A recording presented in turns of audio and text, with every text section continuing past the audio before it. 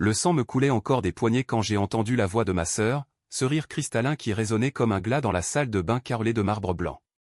C'est fait, papa. Elle est partie. L'entreprise est à nous maintenant.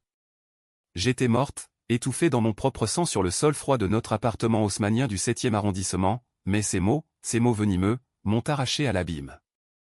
Et soudain, le monde a basculé, je n'étais plus un cadavre exsangue, mais une jeune femme de 25 ans, assise à mon bureau chez l'Éclat de Paris, le cœur battant la chamade, les mains tremblantes sur le clavier, exactement 3 mois avant ce jour fatidique où tout s'était effondré. Paris, cette ville des lumières éternelles, m'avait toujours paru comme un écrin de velours pour mes ambitions. Fille d'un tailleur immigré d'Algérie qui avait bâti de ses mains un empire de la mode éthique, des robes fluides en lin bio, des vestes structurées en laine recyclée, j'avais gravi les échelons de l'Éclat de Paris avec une ferveur presque religieuse. Chaque croquis que je soumettais, chaque collection que je pilotais, était une brique de plus dans l'héritage familial. Mon père, Henri Duval, m'avait nommé directrice créative à seulement 24 ans, un coup de maître qui avait fait jaser les salons du Marais. Ma fille a du feu dans les veines, disait-il, les yeux brillants sous ses lunettes rondes, en serrant ma main calleuse d'heures passées à coudre. Mais sous cette façade dorée, des fissures couvaient, invisibles comme les rats dans les égouts de la Seine. Ce matin-là, 3 mois avant ma mort, l'air de la salle de réunion empestait le café brûlé et la trahison naissante. J'étais arrivé tôt, comme toujours, mon carnet de croquis sous le bras, esquisse d'une ligne noire intime inspirée des nuits parisiennes, des silhouettes sombres, des coupes audacieuses qui défiaient les normes du prêt-à-porter bourgeois. Les cadres supérieurs étaient déjà là, Jacques Moreau, le directeur financier au sourire carnassier, avec sa cravate Hermès trop serrée, Élise Laurent, la RH aux lèvres pincées, qui collectionnait les ragots comme des perles, et mon père, au bout de la table ovale, le visage creusé par des nuits blanches. Manquait Camille, ma sœur cadette, l'étoile filante de la famille, qui avait fui l'école de mode pour voyager en Italie, mais revenait toujours les poches vides et les yeux suppliants. « Marie, assieds-toi » a dit mon père d'une voix rauque, comme s'il mâchait du gravier. Ses doigts tambourinaient sur le bois ciré, un tic nerveux que je connaissais depuis l'enfance. J'ai obéi, sentant un froid glacer ma nuque, pas le froid de l'hiver qui s'infiltrait par les fenêtres du boulevard Saint-Germain, mais celui d'une lame qui se prépare à trancher. Nous avons un problème. Les chiffres ne mentent pas. La dernière collection. Elle a fait un flop. Jacques a hoché la tête, projetant des graphiques sur l'écran, des courbes rouges plongeant comme des falaises de Normandie. 20% de pertes. Des investisseurs italiens qui menaçaient de se retirer. Mon estomac s'est noué. C'était ma collection, oui, mais dans un marché saturé par les fast fashion chinois, qui n'hésitaient pas à copier nos designs pour 3 fois rien. Mais papa, j'ai des idées pour rebondir. Regarde ça, ai-je balbutié, ouvrant mon carnet. Des robes asymétriques, des imprimés inspirés de Monet, une collaboration avec des artisans du Sénégal pour des broderies éthiques. Il a à peine jeté un œil. C'est trop tard, ma chérie. Les actionnaires veulent du sang. Du sang. Le mot a résonné comme un écho de ma mort future. Élise a pris la parole, sa voix mielleuse, nous pensons à un rajeunissement de l'équipe créative. Quelqu'un de frais, avec un regard extérieur. Mon cœur a cogné. Et là, la porte s'est ouverte sur Camille, radieuse dans une jupe crayon rouge, les cheveux cascadant en boucle parfaite. Salut, grande sœur. Surprise. La surprise a été pour moi. Elle s'est assise à côté de mon père, posant une main possessive sur son épaule. Camille a des connexions à Milan. Elle connaît les tendances avant qu'elles n'existent. Et elle est de la famille. J'ai ri, un rire hystérique qui a fait sursauter Jacques. De la famille? Et moi, alors? J'ai saigné pour cette boîte. Mon père a baissé les yeux. C'est pour le bien de l'Éclat, Marie. Tu comprends, n'est-ce pas? Non, je ne comprenais pas. Pas encore. Mais en sortant de cette réunion, le papier de licenciement froissé dans ma poche, j'ai senti les premiers frissons de la vengeance. 3 mois avant ma mort, j'étais déjà un fantôme. Les jours suivants ont été un tourbillon de rage contenue. Paris, avec ses cafés bondés et ses ruelles pavées, devenait une prison à ciel ouvert. J'errais le long de la Seine, le vent froid fouettant mon visage, imaginant les corps de mes traîtres flottant dans l'eau trouble. Camille avait pris mon bureau, mes croquis, ma vie. Pire, elle avait convaincu mon père que j'étais épuisé, une hystérique bonne pour l'asile de Charenton. Les ragots fusaient dans les couloirs, Marie? Trop rigide. Camille, c'est la nouvelle muse. J'ai essayé de me battre des mailles furieux aux actionnaires, des prototypes envoyés en douce aux acheteurs de Galeries Lafayette. Rien. Le coup près était tombé. C'est dans cette descente aux enfers que j'ai rencontré Antoine, un avocat fiscaliste au regard perçant, dans un bistrot du quartier latin. Il sirotait un pastis, son costume anthracite taillé sur mesure, et quand j'ai craqué, pleurant sur mon verre de vin rouge, il a écouté sans un mot. La vengeance n'est pas un crime, mademoiselle Duval. C'est une justice poétique, a-t-il murmuré, glissant sa carte sous mon assiette. Antoine était un loup déguisé en gentleman, fils d'un juge corrompu, il connaissait les failles du système français comme sa poche. Ensemble, nous avons disséqué l'entreprise, dettes cachées, subventions européennes détournées, comptes offshore à Genève. Mon père, mon propre père, avait falsifié des bilans pour favoriser Camille. Un secret enterré sous des années de mensonges familiaux. Mais la révélation la plus amère est venue d'un dossier jauni, exhumé des archives de la banque. Ma mère, morte en couche en me donnant le jour, n'était pas la victime d'un accident banal. Non, Henri l'avait poussée dans l'escalier de notre maison de banlieue, ivre de jalousie envers son amant, un designer italien. Camille, l'enfant miracle né un an plus tard d'une liaison adultère, était le fruit de ce crime. Mon père avait tout couvert, payé des silences, et moi, l'aînée innocente, j'avais porté le poids de cette malédiction familiale sans le savoir. La trahison n'était pas seulement professionnelle, elle était viscérale, un poison coulant dans nos veines depuis l'enfance. Avec Antoine, j'ai ourdi le plan. Pas de violence brute au Paris n'est pas un western spaghetti, mais une lame fine, chirurgicale. J'ai investi mes économies dans des actions minoritaires de l'éclat, via une société écran nommée Phénix Noir. Antoine a manipulé les audits fiscaux, faisant remonter les irrégularités au fisc.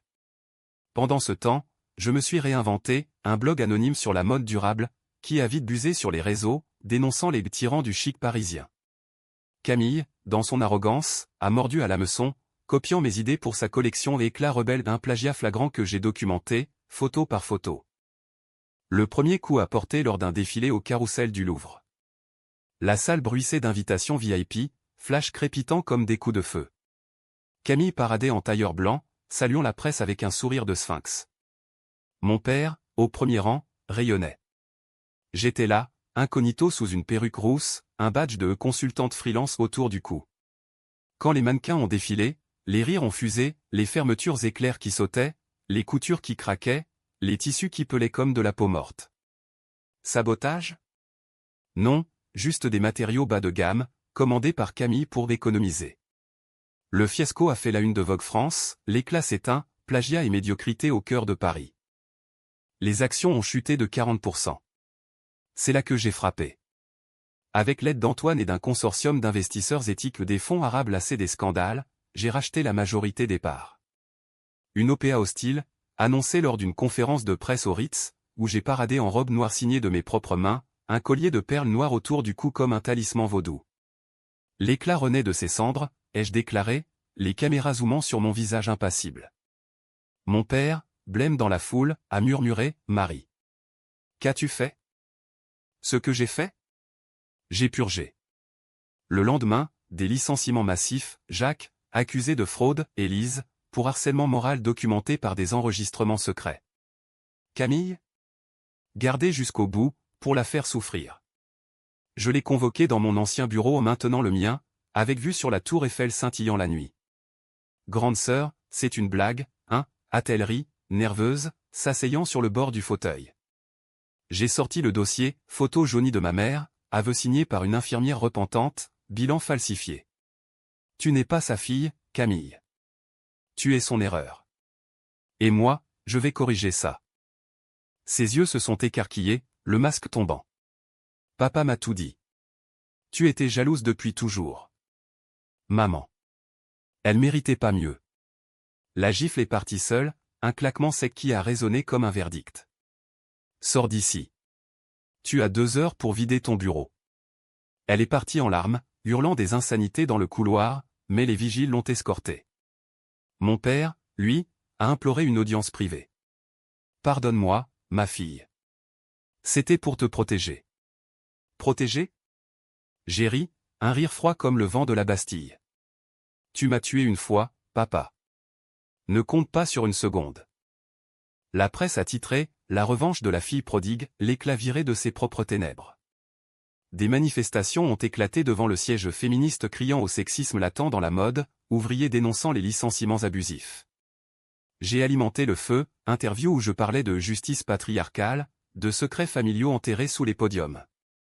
Paris bouillonnait, divisé entre ceux qui me voyaient comme une Amazone et ceux qui me traitaient de sorcière. Antoine, à mes côtés, murmurait des conseils empoisonnés, laisse-les se déchirer. C'est le sel de la vengeance.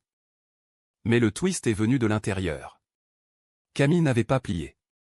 Cachée dans un studio de Montmartre, elle avait monté un blog concurrent, Vérité éclatée, déversant des preuves, des mets truqués où je semblais comploter contre la famille, des photos volées montrant Antoine et moi enlacés dans un café à un baiser volé, un moment de faiblesse après une nuit d'ivresse. La rumeur enfla, Marie Duval, la parricide en herbe. Les actions remontaient, mais pas pour l'éclat ou pour sa nouvelle marque, financée par des investisseurs russes douteux. Mon père, brisé, m'a appelé un soir, elle va te détruire, Marie. Comme je t'ai détruite. J'ai hésité. Pour la première fois depuis ma résurrection, le doute m'a rongé. Étais-je devenu le monstre que j'avais juré d'abattre? Antoine, sentant la faille, a serré ma main, achève-la. Ou elle te hantera éternellement. La décision controversée, j'ai lancé une enquête privée, déterrant le passé de Camille. Non seulement l'adultère, mais un avortement clandestin à 16 ans, payé par mon père, des vols dans les caisses de l'entreprise pour financer ses voyages. Pire, elle avait saboté ma collection initiale, en remplaçant les tissus par des contrefaçons bon marché, pour me discréditer dès le départ. Le climax s'est joué lors d'une soirée privée au Fouquet's, où les élites de la mode se pavanaient comme des pans sous les lustres en cristal. J'avais invité tout le monde, mon père, pâle comme un spectre, Camille, triomphante en robe la Méor, Jacques et Élise, rencarnés comme consultants freelance. Antoine, à mon bras, un verre de champagne à la main. Quand les serveurs ont servi le dessert une tarte aux fraises saignantes, j'ai pris le micro. Mesdames, messieurs, ce soir, l'éclat révèle ses ombres. Un écran géant s'est allumé, vidéo, documents, témoignages. Ma mère tombant dans l'escalier, filmée par une nanny fidèle, Camille signant des chèques frauduleux, mon père confessant tout dans un enregistrement clandestin. La salle a explosé en murmures, puis en cris. Camille s'est levée, livide, mensonge. Elle est folle. Mais les preuves étaient irréfutables. Mon père s'est effondré, pleurant comme un enfant. Pardonnez-moi. J'ai tout gâché. J'ai marché vers lui, la foule figée. Le pardon n'est pas pour les tombes ouvertes, papa. Mais pour les vivants. Je l'ai aidé à se relever, un geste ambigu qui a fait taire les caméras. Camille, elle, a fui par la sortie de service, poursuivie par des journalistes affamés. Pourtant, le twist final m'a transpercé comme une dague. Dans le chaos, Antoine a glissé un dossier dans ma main, ses propres recherches. Il n'était pas mon allié innocent. Fils bâtard d'un rival de mon père, il m'avait approché pour venger une vieille querelle à un procès perdu des années plus tôt. Notre nuit ensemble? Piégé, filmé pour du chantage potentiel. Tu m'as utilisé, ai-je sifflé dans la ruelle pluvieuse derrière le Fouquet's, la pluie de Paris lavant le sang imaginaire de mes mains. Il a souri, ce sourire carnassier, l'amour en affaires, c'est une illusion, Marie. Mais toi. Tu es une œuvre d'art. J'ai hésité, le revolver hérité de mon grand-père résistant au pesant dans mon sac. Une balle pour clore le cercle? Non. La vraie vengeance, c'est la survie. J'ai brûlé le dossier, effacé les traces. L'éclat a renaissé sous ma houlette, collections éthiques vendues aux galeries, partenariat avec des ONG africaines. Mon père, en maison de repos à Deauville, m'écrit des lettres tremblantes de remords. Camille? Disparu en Italie, un fantôme que les tabloïds traquent encore. Et moi? Je vis, ressuscité, mais hanté par les ombres que j'ai libérées. Paris, ville de lumière, cache bien ses ténèbres. Et dans les miennes, j'ai trouvé une lumière impitoyable. Les semaines suivant le scandale du Fouquet's ont été un balai macabre de suites judiciaires et de nuits blanches. Paris, cette coquette perfide, m'offrait ses avenues comme des scènes de théâtre, mais chaque pas résonnait du poids de mes actes. J'avais gagné la guerre, mais la paix était un mirage. Antoine avait disparu, emportant avec lui les derniers lambeaux de ma naïveté. Était-ce de l'amour, ce que nous avions partagé? Ou juste un feu de paille allumé par la haine commune? Ces derniers mots, sous la pluie battante de l'avenue des Champs-Élysées, hantaient mes rêves. Tu es plus forte que moi, Marie. C'est pour ça que je te quitte. Plus forte? J'étais une coquille vide, remplie de cendres. L'éclat de Paris, rebaptisé éclat Phénix, bourdonnait d'une énergie nouvelle. J'avais embauché une équipe de jeunes talents, des diplômés de l'IFM aux idées folles, des immigrés syriens brodant des motifs de Damas sur nos soies. La première collection post-crise, Résurrection, s'est vendue en un éclair, des manteaux oversize en laine upcyclée, des robes fluides évoquant les voiles de la Seine au crépuscule. Les critiques de Libération m'ont couronné la tsarine de la mode éthique, mais sous les applaudissements, je sentais le regard de mon père, depuis sa chambre à Deauville, comme un reproche muet. Il m'écrivait tous les dimanches, des lettres manuscrites sur papier crème, l'écriture vacillante comme ses souvenirs. Ma Marie, j'ai revu ta mère en rêve hier. Elle te pardonnait. Pardonne-moi, toi aussi. Pardonner? Le mot me brûlait la langue. J'allais le voir chaque mois, traînant ma valise Vuitton usée jusqu'à la gare Saint-Lazare, puis le TER brinque-ballant vers la Normandie. La maison de repos était un château décrépit, avec vue sur la mer houleuse, où les pensionnaires erraient comme des âmes en peine. Mon père, amaigri, les yeux creux, me serrait dans ses bras décharnés. Camille. Elle t'a appelé. Elle veut rentrer. Camille. Le nom seul suffisait à faire bouillir mon sang. Après sa fuite, elle avait atterri à Rome, vivant de petits jobs de styliste pour des marques obscures, mais ses posts Instagram filtrés en sépia, posant devant le Colisée en tenue bohème trahissaient sa rage. Elle avait lancé Vérité éclatée comme une grenade, article virulent accusant l'éclat de népotisme inversé, de persécution familiale. Pire, elle avait contacté des avocats italiens pour une plainte en diffamation, menaçant de révéler la vérité sur la mort de maman. La vérité? Elle la tordait comme un chiffon, prétendant que j'avais fabriqué les preuves pour l'éliminer. Un soir de novembre, alors que les feuilles mortes tourbillonnaient sur les quais, Antoine est réapparu. Un SMS laconique, café de Flore, 19h. Viens seul. J'y suis allé, le cœur serré dans un étau, vêtu d'un trench burberryesque qui masquait mes tremblements. Il était là, au fond de la salle enfumée, un espresso devant lui, le journal Le Monde plié à la page mode. Tu as gagné, félicitations, a-t-il dit sans préambule, ses yeux verts pétillants d'ironie. J'ai commandé un thé à la bergamote, brûlant mes lèvres pour masquer ma fureur. Qu'est-ce que tu veux, Antoine? L'argent? Le dossier? Il a ri, un rire bas qui a fait se retourner Brigitte Macron à la table voisine. Non, une sosie, mais l'illusion m'a fait frissonner. Rien de tout ça. Juste. Toi. Sans les masques. Mensonge. Il a sorti une enveloppe Kraft, scellée d'un cachet de cire rouge. Le vrai secret de ton père. Pas celui que tu connais. Mes mains ont tremblé en l'ouvrant, des photos en noir et blanc, datant des années 80. Ma mère, radieuse, enceinte de moi, posant avec un homme aux traits ciselés au l'amant italien, oui, mais aussi. Le père biologique de Camille? Non. Le document suivant, un test ADN falsifié, prouvant que Camille était bien la fille de mon père. Mais l'autre révélation, j'étais l'enfant de l'amant. Mon père m'avait élevé comme la sienne, par culpabilité, par amour tordu pour ma mère assassinée. Le monde a vacillé. Pourquoi me dire ça maintenant, ai-je murmuré, la voix brisée. Antoine a haussé les épaules. Parce que la vengeance a un prix. Et le tien est de choisir, détruire ou reconstruire? Il s'est levé, déposant un baiser sur ma tempe, un adieu électrique. Appelle-moi quand tu auras décidé. Parti, comme un fantôme dans la brume automnale. Cette nuit-là, seul dans mon loft du Marais, j'ai pleuré pour la première fois depuis ma résurrection. Pas pour la trahison, mais pour l'illusion perdue. Étais-je vraiment une Duval? Ou une étrangère dans ma propre peau? Le lendemain, j'ai convoqué une réunion d'urgence à l'éclat. Les équipes, loyales mais nerveuses, attendaient dans la salle de design, croquis et échantillons éparpillés comme des confettis. Nous allons changer, ai-je annoncé. Plus de secrets. Une ligne dédiée à la mémoire, héritage oublié. Des pièces inspirées des femmes invisibles immigrées, mères, ombre de l'histoire.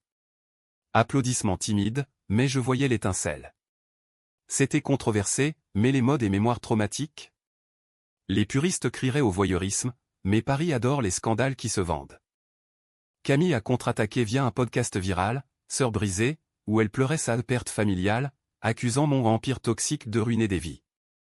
Les écoutes ont explosé, et soudain, des boycotts en ligne, cancel éclat Phoenix. J'ai riposté par une vidéo YouTube brute, filmée à la webcam, la famille n'est pas du sang. C'est du choix. Et j'ai choisi la vérité. Vu, 1 million en 24 heures. Mais le vrai coup est venu d'un mail anonyme, coordonné d'un hacker russe que Camille avait engagé pour pirater nos serveurs. Des designs volés, prêts à être vendus à Zara. La tension montait, un crescendo digne d'un opéra de Verdi. J'ai volé à Rome, billet de dernière minute, atterrissant sous un ciel plombé. Camille logeait dans un appartement exigu près de la Piazza Navona, façade ocre écaillée. Je l'ai trouvée en peignoir de soie, cigarette aux lèvres, tapant furieusement sur son laptop. Toi, a-t-elle craché, bondissant. Nous nous sommes affrontés, non avec des poings, mais des mots ou des lames aiguisées. Tu as tout pris, Marie. Papa t'adorait plus que moi. J'ai sorti les photos, les tests. Parce que j'étais sa rédemption. Toi, son péché. Elle s'est effondrée, sanglotant. Je le savais. Il me l'a dit avant de partir. Mais je t'haïssais quand même. Tu étais parfaite. Parfaite? J'ai tendu la main. Reviens. Pas à l'éclat. Mais à la maison. On recommence. Silence. Puis, un sourire tordu, trop tard, grande sœur. J'ai mon propre empire maintenant. Elle a claqué la porte, me laissant dans la rue romaine, le cœur en miettes. De retour à Paris, le climax familial a éclaté lors d'un dîner de Noël forcé à Deauville. Mon père, en chaise roulante, avait insisté. La table était dressée avec du foie gras et du champagne millésimé, mais l'air puait la rancune. Camille était là, revenue incognito, invitée par lui. Pour Noël, l'olivier de paix, avait-il bredouillé. Les cadeaux s'empilaient, pour moi, un collier de ma mère, pour elle, un chèque le dernier. Puis, l'explosion, j'ai appris pour l'ADN, ai-je lancé, la voix tranchante comme un guillotine. Mon père a pâli. Camille a ri, hystérique. Et alors? Tu n'es pas plus Duval que moi. Le verre s'est brisé littéralement, le mien contre le mur. Sortez tous les deux. L'éclat est à moi. Et vous? Vous n'êtes rien. Mon père, larmes aux yeux, tu me tues, Marie. Mort? J'ai souri, sombre. C'est déjà fait. L'année 2026 a donné sur Paris comme une aube saignante, avec des grèves qui paralysaient le métro et des manifestations pour le climat bloquant le Pont-Neuf. L'éclat Phoenix flottait au-dessus du chaos, nos ventes boostées par une collab avec Greta Thunberg des hoodies mode verte en coton bio, estampillés de slogans en français rebelles. Mais intérieurement, j'étais une tempête. Le rejet à Deauville avait creusé un vide, un gouffre où les fantômes de ma double vie, la morte et la ressuscité, dansaient une valse macabre. Chaque nuit, je revivais ma faim, le rasoir glissant sur la peau, le sang chaud, les mots de Camille comme un requiem. Antoine m'appelait sporadiquement, des messages cryptés, besoin d'un allié? J'ignorais. Il était le serpent dans mon jardin d'Éden reconstruit. Au lieu de ça, j'ai plongé dans le travail, voyageant à Dakar pour sourcer des batiks authentiques, négociant avec des tisserands berbères dans le désert marocain. Ces femmes, aux mains calleuses et aux yeux fiers, me rappelaient ma mère invisible, métissée dans le tissu de l'histoire. La vengeance est un fil rouge, m'a dit une vieille sage à Marrakech, en nouant un foulard autour de mon cou. Mais coupe-le, ou il t'étrangle. De retour, une crise a frappé, un scandale éthique. Un fournisseur chinois, pressé par nos deadlines, avait utilisé du travail forcé ouïghour pour nos linings. Le Monde a titré Phoenix ou Phoenix de sang, avec ma photo en noir et blanc, accusatrice. Les réseaux ont implosé, boycott Duval. J'ai tenu une conférence de presse au siège, face à une meute de journalistes assoiffés. Erreur impardonnable. Mais pas fatalité. J'ai annoncé une rupture immédiate, des audits indépendants, et un fonds de réparation pour les victimes 5 millions d'euros, tirés de mes primes personnelles. Controversé? Oui. Certains m'ont traité d'hypocrite, d'autres de martyr. Mais les ventes ont rebondi, portées par l'authenticité brute. Camille, elle, rongeait son frein depuis Rome. Son podcast avait muté en série Netflix, Sœur fatale, un docu-fiction la peignant en victime tragique, moi en vilain impitoyable. Elle y révélait des secrets, mon burn-out ou pré-licenciement, des rumeurs d'addiction au du vin, peut-être, mais exagérées en alcoolisme. Pire, elle interviewait mon père, filmé en fauteuil, voix chevrotante, Marie. Elle a changé. La mort de sa mère l'a brisée. La mort de ma mère. Pas la sienne. J'ai porté plainte pour diffamation, mais les avocats traînaient, le système français étant un labyrinthe de paperasse. Puis, le appel, papa est mourant. Camille, au téléphone, voix étranglée. Cancer du pancréas, stade 4. J'ai sauté dans le premier train, arrivant à Deauville sous une pluie battante, les vagues de la Manche mugissant comme des loups. La chambre sentait l'antiseptique et le regret. Mon père, branché à des machines bipantes, m'a prise la main. Viens plus près, ma fille. Ma vraie fille. Les mots ont transpercé. Je sais pour l'ADN. Antoine me l'a dit. Il a hoché la tête, larmes coulant. Ton vrai père. Marco Rossi. Il est mort à Milan, ruiné par moi. J'ai volé ses designs pour lancer l'éclat. Ta mère. Je l'aimais tellement que je l'ai tuée. Confession brute, sans filtre. Camille, dans le couloir, écoutait, visage de pierre. Il t'a tout donné, Marie. Moi, les miettes. J'ai voulu hurler, mais la pitié m'a étouffé. On est toutes les deux des orphelines de ces mensonges. Pour la première fois, un pont fragile. Nous avons veillé ensemble, alternant silence et souvenirs, les Noëls au pied du sapin, les croquis partagés enfants. Reviens à Paris, ai-je murmuré à Camille quand il s'est endormi. Pas pour l'éclat. Pour nous. Elle a refusé, mais doucement, donne-moi du temps. Les funérailles, 2 semaines plus tard, ont été un cirque médiatique. Église Saint-Sulpice bondée, caméra dehors. J'ai prononcé l'éloge, Henri Duval n'était pas un saint. Mais un homme brisé par ses démons. Que son ombre nous enseigne la lumière. Camille, en noir strict, a lu un poème de Verlaine, voix tremblante. Applaudissements polis, mais dehors, des pancartes, Duval assassin. La vengeance publique ne s'éteint pas avec la mort. Antoine est venu, anonyme dans la foule, un bouquet de lys à la main. Condoléances. Nous avons marché le long de la Seine, le crépuscule saignant sur l'eau. Pourquoi, ai-je demandé. Il a haussé les épaules. Pour te sauver de toi-même. Ton père.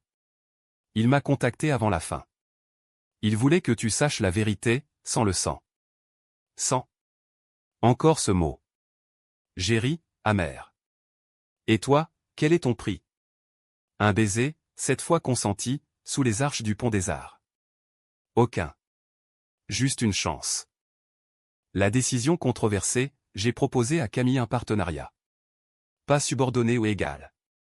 Vérité éclatée et fusionne avec Phénix, une ligne sœur réconciliée, pièce duale, une face sombre, une lumineuse. Elle a accepté, prudente, lors d'un dîner autour d'argent. Mais si tu me trahis, ai-je menacé, mi-sérieuse. Pareil, a-t-elle riposté, trinquant au Sancerre. Pourtant, la tension couvait. Un mail anonyme, ton amant est un serpent. Il couche avec elle maintenant. Photo jointe, Antoine et Camille, enlacés à un café romain. Mon cœur s'est serré. Trahison bi? J'ai confronté Antoine au Louvre, devant la Joconde ironie suprême. C'est du passé. Elle cherchait du réconfort après papa. Vérité? Mensonge? J'ai choisi de croire, pour la paix fragile. Le lancement de la ligne a été triomphal, défilé au Grand Palais, célébrité en robe sœur, une pour la douleur, une pour la guérison.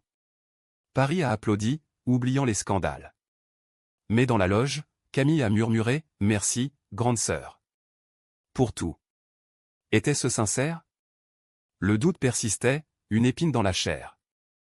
Le printemps 2026 a enveloppé Paris d'un voile de cerisier en fleurs, mais sous la beauté, les racines pourrissaient encore. La fusion sœurs réconciliée et cartonnait, plus 300% de vente, couverture de Elle et Vanity Fair clamant les Duval, Renaissance ou ruse. Camille et moi posions en duo, bras dessus bras dessous, sourire plaqué comme du maquillage. Mais les nuits, seul dans mon lit king size, je sentais le fantôme de ma mort rodéo le sang, le rire de ma sœur. Étais-je vraiment ressuscité, ou juste en sursis? Antoine s'était installé dans ma vie comme un chat errant, dîners improvisés au marché d'Aligre, promenades nocturnes sur les berges, où il murmurait des poèmes de Baudelaire à mon oreille. Tu es mon spleen et mon idéal, disait-il, ses doigts traçant des arabesques sur ma peau. Amour? Peut-être. Mais la jalousie rongeait, ses voyages d'affaires à Genève coïncidaient avec ceux de Camille à Milan. J'embauchais un privé aux décisions controversées, un pas vers la paranoïa. Rapport, rendez-vous anodin, café, rien de charnel. Soulagé? À moitié. Fais-moi confiance, a-t-il supplié lors d'une querelle au pied de Montmartre, la basilique dominant comme un juge. Camille, de son côté, brillait. Son flair pour les tendances TikTok boostait nos campagnes, challenge sœurs en feu, où des influenceuses dansaient en nos robes duales. Mais des fissures, elle contestait mes choix éthiques, arguant pour des partenariats fast fashion pour scaler. Paris n'est plus un village. Il faut conquérir le monde. Cri dans la salle de réunion, regard des employés fuyants. Non. L'éclat est né du sang le nôtre, celui des ouvriers. On ne vend pas son âme. Elle haussait les épaules, toujours la moraliste. Le vrai orage a éclaté lors d'une Fashion Week avortée. Une tempête littérale, pluie torrentielle a inondé le carrousel du Louvre, annulant notre show. Stressé, j'ai bu trop, un chablis entier au bar de l'hôtel, puis un autre. Réveil avec une gueule de bois et un mail de Camille, j'ai pitché une collab avec H&M accepté. Signe ça. H&M? Le diable de la fast fashion. J'ai déchiré le contrat, furieuse, et les confronté au bureau. Traîtresse. Elle a ri, pragmatique, tu veux dire? Ton éthique nous coule. La dispute a dégénéré, objet volant, un vase Ming brisé ou héritage de papa. Les employés ont fui, et bientôt, la presse, guerre des sœurs Duval, implosion interne. J'ai suspendu Camille, pour réflexion. Elle a riposté par un live Instagram, Marie m'étouffe. Comme papa avant elle. Vue, 5 millions. Boycott renouvelé, action en chute libre. Antoine, sentant le vent, a proposé une fuite, week-end à la Côte d'Azur. Oublie-les. J'ai accepté, désespéré. Nice, Villa Blanche face à la Méditerranée, dîner de bouillabaisse sous les étoiles. Là, il a avoué, je suis fatigué des mensonges. Ton père m'a payé pour te surveiller au pas pour te détruire, mais pour te protéger de Camille. Elle complotait encore. Preuve, enregistrement où elle discutait d'un buy-out hostile avec des Russes. Le cœur brisé, je suis rentré seul, train express vers Paris. Confrontation finale à l'appartement haussmannien, notre enfance figée dans les cadres dorés. Camille, valise à la main, tu sais tout, hein? J'ai hoché la tête, sortant les enregistrements. Pourquoi? Larmes, parce que je mérite l'empire. Pas toi, la bâtarde. Bâtarde. Le mot a claqué. J'ai sorti le rasoir celui de ma mort, le posant sur la table. Finissons ça. Comme avant. Elle a reculé, horrifiée. Tu es folle. Non. Calme. Choisis, la paix, ou la faim. Silence. Puis, capitulation, la paix. Nous avons brûlé les dossiers ensemble, dans la cheminée, flammes dansant comme des démons apaisés. Antoine a démissionné son rôle d'espion, jurant loyauté. L'éclat a survécu par un pivot, ligne réconciliation, vendu en duo mère-fille au nom, sœur-sœur, avec des témoignages anonymes sur le pardon. Mais le twist couvait. Un test ADN anonyme, envoyé par mail, Camille était bel et bien ma demi-sœur. Et moi? Fille de Marco, oui, mais avec un héritage caché, une clause testamentaire à Milan, léguant des brevets de design à l'héritière légitime. Des millions.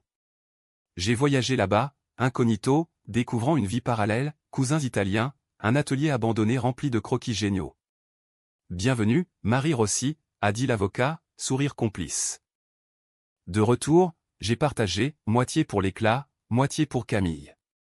Pour équilibrer. Elle a pleuré, vrai cette fois. Antoine? Épousé en petit comité à la mairie du 7e, bague en or recyclé. Pourtant, la tension persiste un fil tendu, prêt à rompre. Paris nous observe, attendant le prochain scandale. L'été 2026 a cuit Paris comme un four, l'asphalte fondant sous les talons aiguilles, l'air lourd de sueur et de secrets. L'éclat phénix trônait en haut des classements, notre ligne réconciliation couronnée aux victoires de la mode au moi et Camille sur scène, embrassade fraternelle sous les flashs, discours larmoyant sur le pouvoir des cicatrices. La presse gobait, les sœurs Duval, icônes du pardon contemporain. Mais sous les sourires, les couteaux étaient aiguisés. Antoine, maintenant mari, gérait les finances avec une efficacité glaçante, mais ses nuits tardives à l'atelier sentaient le mensonge. Camille avait changé, plus douce en public, mais en privé, des pics acérés. Ton Italian touch rend nos robes trop exotiques, lâchait-elle lors de fitting, sous-entendant ma bâtardise. J'encaissais, pour la paix fragile. Voyage en Italie, Milan, pour honorer Marco.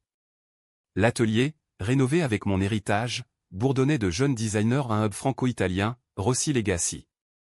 J'y ai passé des semaines, croquant des silhouettes fusionnant chic parisien et élégance milanaise, veste cintrée en soie brute, jupe plissée évoquant les canaux de Brera. Camille a rejoint, à contre-cœur, pour l'Empire. Là, sous le Duomo, la vérité a éclaté. Un dîner arrosé de Chianti, Antoine absent en réunion à Genève. Camille, rouge aux joues, il m'a embrassé, tu sais. À Rome, avant papa. Mon verre s'est figé. Mensonge. Elle a sorti son phone, vidéo floue, lèvres se frôlant dans un café ombragé. Rage aveugle. J'ai claqué la porte, errant dans les rues milanaises, la madone des pardons se moquant de moi. Retour à Paris, confrontation au loft, Antoine, valise prête. C'est elle qui m'a forcé. Pour te tester. Test?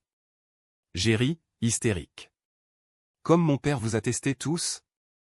Il a avoué, payé par Camille pour infiltrer, non par Henri. Elle voulait me briser, reprendre tout.